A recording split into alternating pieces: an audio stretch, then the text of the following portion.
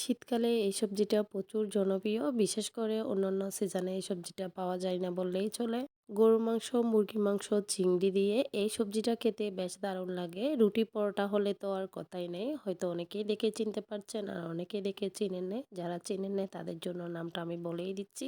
এটা হচ্ছে গর্ত আলু। আমাদের চট্টগ্রামের ভাষায় আমরা গর্ত আলুই বলেই থাকি। অন্যান্য জেলাগুলা কি বলে থাকে যদিও আমার মনে নেই। আজকে আমি এই গর্ত আলুটা রান্না করব চিংড়ি মাছ দিয়ে। আগে একটু লবণ আর হলুদ দিয়ে চিংড়ি মাছগুলো আমি বুনো করে নিচ্ছি, মানে ভেজে নিচ্ছি। তারপর রসুন, পেঁয়াজ দিয়ে দিয়েছি, কাঁচামরিচ দিয়ে দিয়েছি। এগুলো একটু নেড়েচেড়ে ভাজি করে নিব। অল্প একটু ব্রাউন কালার হয়ে গেলে তারপর অন্যান্য উপকরণগুলো এক এক করে দিয়ে দিচ্ছি। লাল মরিচ, হলুদ, ধনিয়া গুঁড়া, জিরা গুঁড়া সবকিছু দিয়ে আবারও ভালো করে কষিয়ে নিব।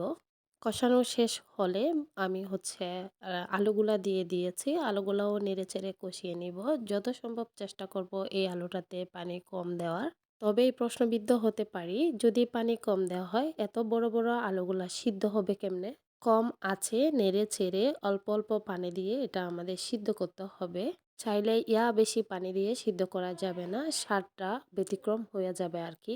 দেখে হয়তো বুঝতে পারছেন আমি কতটুকুই বা পানি দিয়েছি। যেহেতু আমি মাটির চুলায় রান্না করছি, এইটুকু পানিও কিন্তু খুব অনায়াসে শুকিয়ে যাবে। যারা গ্যাসের চুলায় রান্না করবেন তারা আরেকটু কম দেওয়ার চেষ্টা করবেন। এই আলুটা গরুর মাংস দিয়ে খেতে বেশি মজা হয়। যদিও আমার হাতের নাগালে গরুর মাংস ছিল না, তাই চিংড়ি মাছ দিয়ে ট্রাই করলাম। অন্যত্র অন্যভাবে ট্রাই করার চেষ্টা করবো ইনশাল্লাহ।